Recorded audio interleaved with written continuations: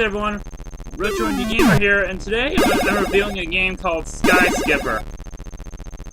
It was released for arcades in 1981 by Nintendo.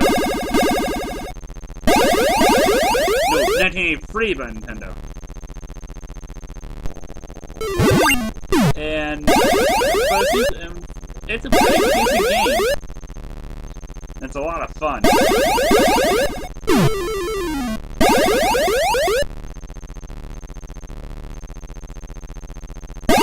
But unfortunately, like pretty much all their old arcade games, it never was released in the US, and it never received any home ports. Oh wait, it did. It received one, which is the focus of today's video. And that game is the only home port, not only the only home port of this game, but the only other release of this game, and the only release of this game in the US.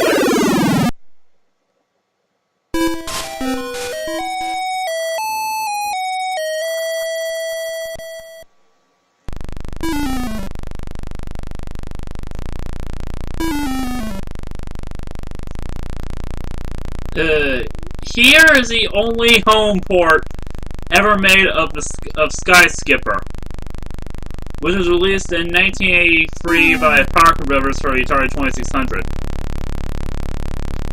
And I already covered this game on my review site, but I feel I wasn't able to cover everything I was able to cover about this game there. Ugh.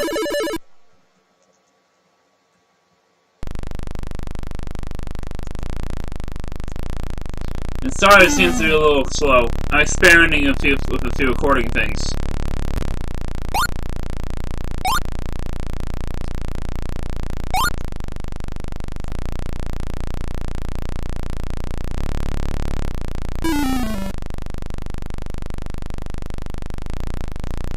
So yeah, this game, I know it's Atari, so not supposed to look anything like the arcade game, but this is above and beyond that one.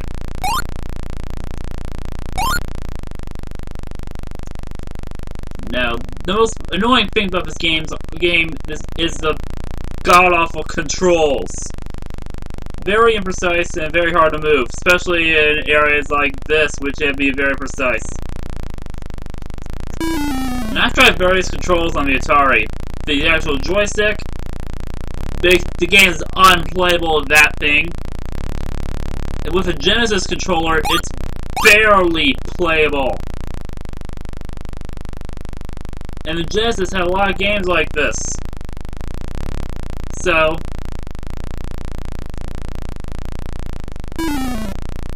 if a Genesis controller can't make this thing work, something is wrong.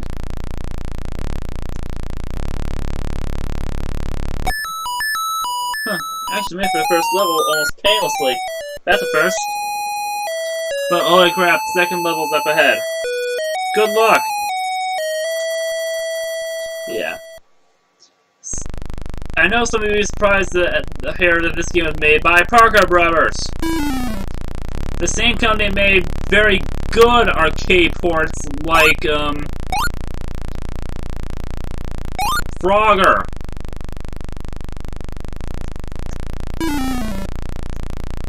And I know Atari, the graphics are... What? How did I hit that thing?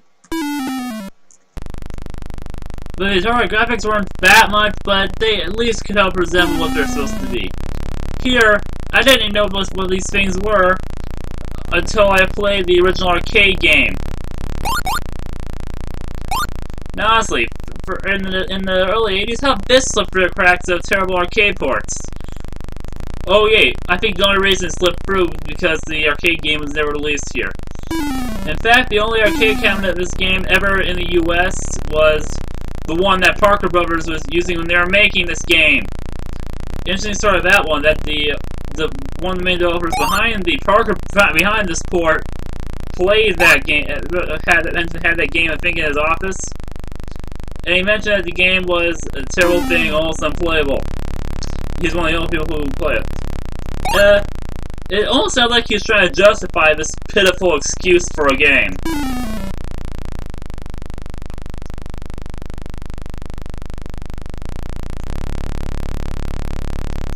Because the original game is playable. And it's a lot of fun. And a game I recommend to just about anybody. But this... sadly, this is the only version of the game that's pretty much available. I mean, I don't know where... I mean, this game is one more common Atari 2600 games.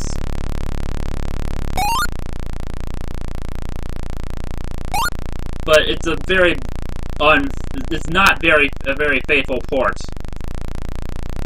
Which is surprising since this is the same company that made games for Atari like Star Wars and Frogger. Those were pretty good for it as far as the Atari could go. But this, I know Parker Brothers could have done better than this. Let's see the controls, yeah. They move, yeah, the recording slows it down a bit, but not by too much. Oh, what? That thing didn't even download good. Awesome, the level designs, design for levels in this version suck. They barely resemble the original game. Like I said, the only reason they probably got away with it is because the game was never released here. In the arcades. Only in Japan, American gamers had to put up with this piece of crap.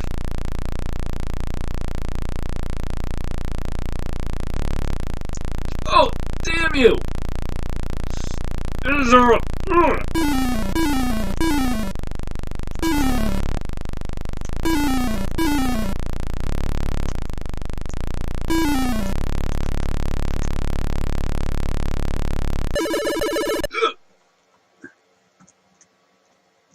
Yeah, this game sucks.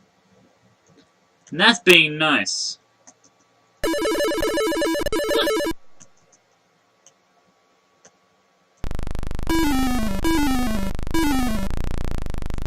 mean, the game didn't even get the music that's in the original game. I mean, I like the little song thing.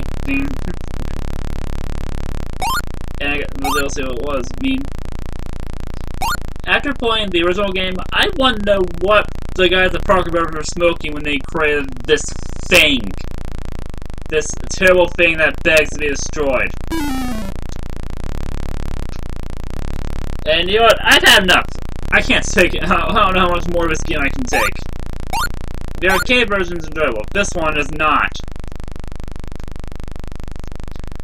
In fact, I'll end this review here, showing a few more things. At least the controls are manageable. Slightly more than they were before, but they still suck. Especially with...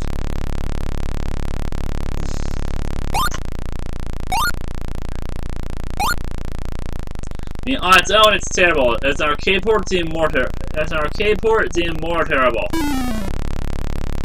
My final verdict for this game, and it's not changed in my review, is a 4 out of 10.